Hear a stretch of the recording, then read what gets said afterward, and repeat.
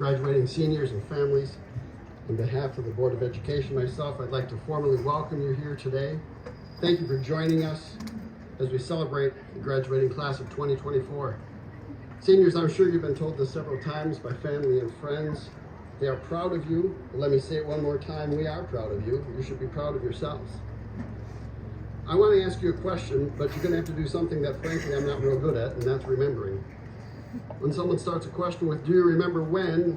I usually interrupt and say no before they get started. Let's try. Do you remember the spring of 2012?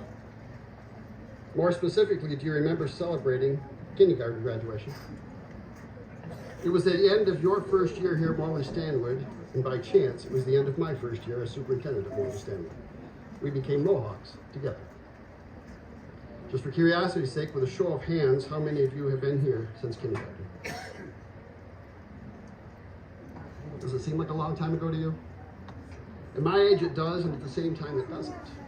You see the difference. 13 years ago for me, I was married. I'm still married. I had children and grandchildren. I still do.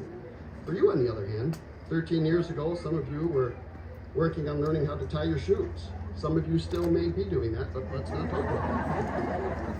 I think there we can find a common in change. Over the past decade plus, we've seen change. Some people like it, some people don't.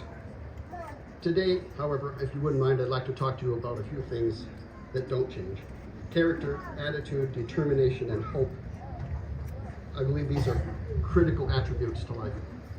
For those of you who don't know, I like quotes, particularly President Abraham Lincoln and President George Washington. Not that there aren't other good ones out there, but I'm particularly fond of them. And if you bear with me for a few minutes, I'd like to share a couple of things. In August of 1788, George Washington wrote in a letter to Alexander Hamilton and said, "Still, I hope I shall always possess firmness and virtue enough to maintain what I consider the most enviable of all titles, the character of an honest man." And Abraham Lincoln, in February of 61, wrote, "I bring to the work of president an honest heart. I dare not tell you that I bring a head sufficient for it." I'm not here to tell you about the level of intelligence of either of these men. I'm here to point out what they thought was the most important attributes of life: character and honesty. I'm certain you know the value of family and friends. Look around you. I'm confident you know the value of education. I just want to emphasize the value of your character and your word of honor. You can earn them, but you can't buy them. You can lose them, but always remember, if you do, you can find them again. What about attitude, the next word on the list? What Lincoln did say about that are more of examples of his life than specifically what he wrote. You ever been told that your attitude is a choice? Lincoln thought so.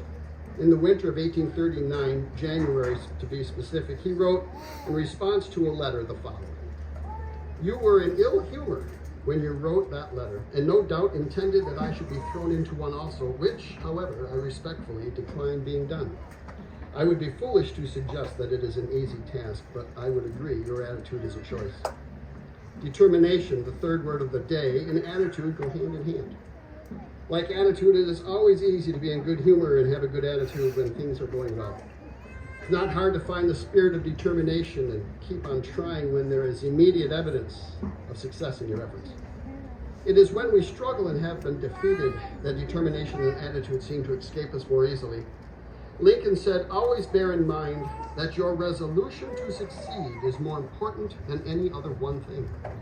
5 years earlier, in the summer of 1850, he said, "I find quite as much material for a lecture in those points wherein I have failed as in those wherein I have been moderately successful."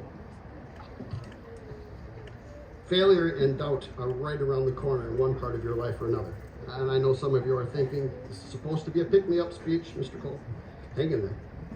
When you look at successful people, musicians, doctors, teachers, parents, students, presidents of old, do you not think that they have ever doubted their ability? I certainly have. I'm confident you have. Lincoln was elected president in November of 1860, and in the spring of 1859, he said, "I must in candor say I do not think myself fit for the presidency." I must say I was a bit shocked when I read that. The man who had the resolution to lead the country through the Civil War doubted if he had what it would take to be the president. So maybe my doubts are okay. Maybe they're normal. Maybe yours are too.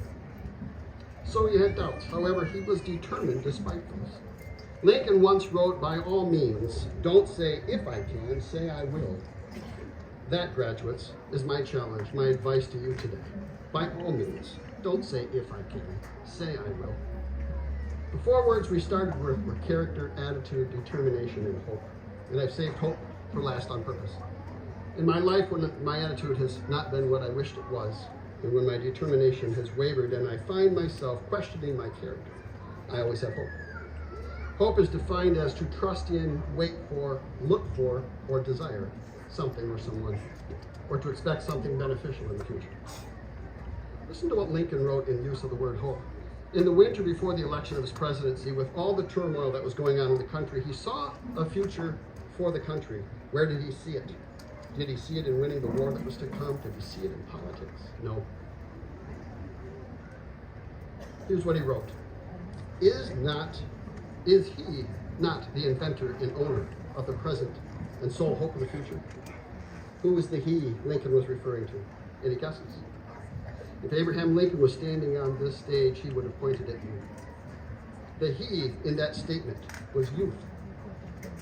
You are the inventor of things to come. You are the owner of the present, and you are the sole hope of the future of our country. And with that, I bid you good fortunes. Final thoughts. It's okay to fail and mess up. You're going to, I have. There's not a person here who hasn't, but you can't quit. You can't give up. And remember what Lincoln said, by all means. Don't say if I can, say I will. Learn, grow, ask for help. Use those character traits we've talked about. Try again. Thank you, seniors, for the memories we all share with you. Thank you, families, for coming and sharing today with us. Graduates, take with you what you've learned at Morley Stanwood over the years. Take with you what you've learned here today. Take it when you go to college, carry it in your heart when you begin your new job, and bring it with you when you return to business. Thank you.